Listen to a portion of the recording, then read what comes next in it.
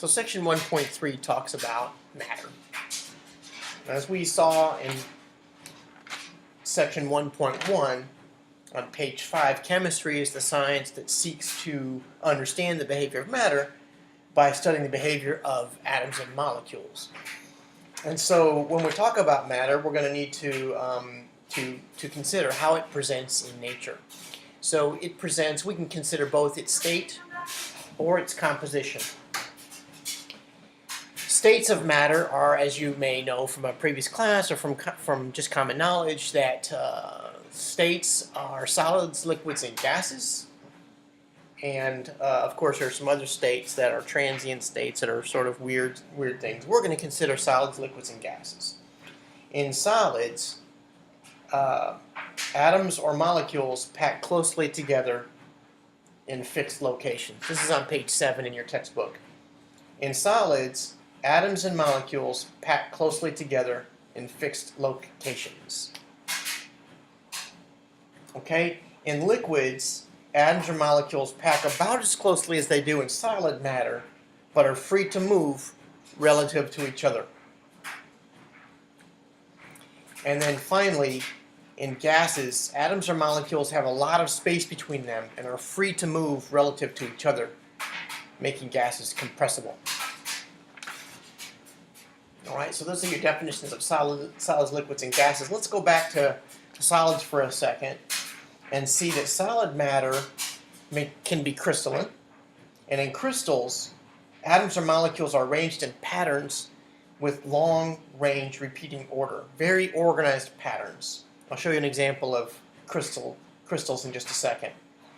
They can be either crystalline or amorphous, and amorphous solids are when atoms or molecules do not have any long-range order. So they're all packed together pretty tightly, and they have fixed locations, but they're not in an organized pattern. Okay? So I think I want to give a couple examples of that before we go on to composition. Let's look at this. So here are some figures from your textbook. In solid matter, you might have salt crystals or diamond or some other things, and you see that you've got these particles which are packed pretty closely together, and they're in very fixed locations. So as this is drawn here, this is a crystal, because you can see there's a regular pattern here. Okay. In liquids, the particles are packed pretty closely together, almost as close as solids, but they're moving around a lot, and they're not in fixed locations. And in gases, there's a lot of space between them. All right, actually, this picture is pretty exaggerated. Typically, in gaseous matter, the particles are much smaller than the space that's between them. Right, so you wouldn't see two particles very often that are that close to each other. All right, so this is solids, liquids, and gases. Let's move on now to considering matter in terms of its composition. In terms of its composition, there are elements, and elements are substances that cannot be chemically broken down into smaller pieces. Let's look on here. Okay. Oh, by the way, there's a crystal, right? So a diamond. You see all these atoms are in very regular patterns with respect to each other. Okay. So solids. Another figure I think is interesting to note. Solids cannot be pushed down because the particles are already tight with respect to each other, but in gases they can be pushed down because there's a lot of free space in there. Okay? So in composition, this is a figure from your book and I like it a lot. So matter, if we're thinking of this in terms of its composition, we can consider several different categories. So first of all, is the composition variable? And if it's not variable, then it's a pure substance. If it is variable, it's a mixture. What do we mean by that? All right. So in pure substances, is it separable into smaller? Separable into simpler substances. And if it's not, it's an element. And if it is, it's a compound. So an example of an element will be helium. And so in the Goodyear blimp, or some other kind of balloon that you might buy in a grocery store for a birthday party.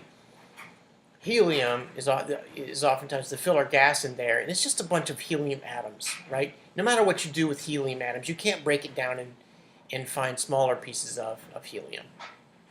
Okay, so that's it. Or smaller, these are, if you're breaking down in terms of atoms, helium is the smallest you can get. But in some pure substance, you might have another pure substance. You might have water. Well, water is a very pure substance, but it's a compound, right? Because it's made of molecules, which can be broken down into atoms of hydrogen and oxygen, which we saw in a previous section. Okay, so these are pure substances over here. All right, so an element, just going back over here, an element is defined on page 9 of your textbook as a substance that cannot be chemically broken down into simpler substances.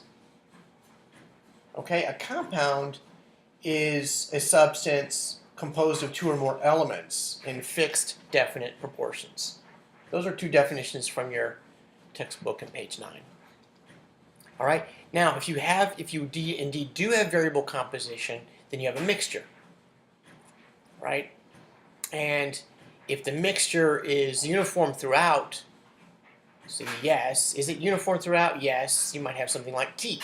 Well, in tea, you have little particles of sugar in there, where here's water, here's your tea particle, and there's your sugar particle. Or maybe we have this backwards. You can't really tell by looking at that. Okay, so you have a sugar particle, and a tea particle, and a water particle. Right now, it's completely homogeneous. That is, it's mixed thoroughly. It's mixed evenly throughout the whole material, but it does have different things in it. Okay, so it's homogeneous. It's a homogeneous mixture. All right. Now, a heterogeneous mixture is where you might have something like sand water, right? And in sand water, you've got these big particles of sand at the bottom, but water up at the top. So if you could look at it with a microscope, you would see you've got little particles in there, and that means it's heterogeneous. So let me give a couple definitions, and we'll be done with this section. So first of all, a definition of, I think I just gave element, I just gave compound. Let me give a heterogeneous mixture. Again, I'm on page 9. A heterogeneous mixture is one in which composition varies from one region of the substance to another. And sweetened tea is an example of homogeneous mixture. And a homogeneous mixture is defined as something with the same composition throughout. Okay? So those are I've given you several new definitions and several examples. But I want to say that the main point of this section really is how are we going to talk about matter? And we can talk about matter in terms of its states, as in a solid, liquid, or gas, or we can talk about it in terms of its composition, as an element, a compound, a homogeneous or heterogeneous mixtures. And a key figure here that's going to help you when you're considering this is this sort of dendritic tree right here, matter. Variable composition, yes, it's a mixture. No, it's a pure substance. Is it uniform throughout?